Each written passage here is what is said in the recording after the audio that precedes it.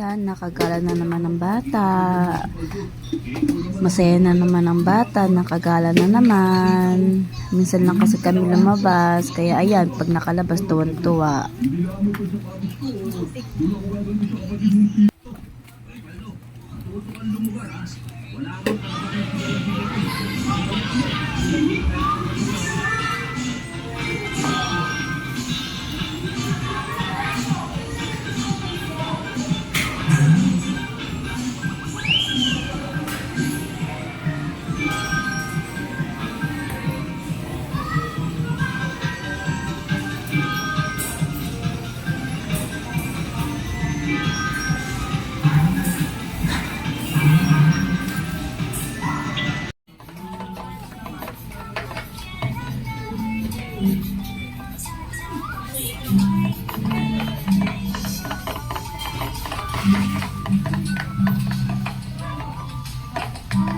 Ang cute na lobo ni Chantal, oh. Ganda, oh.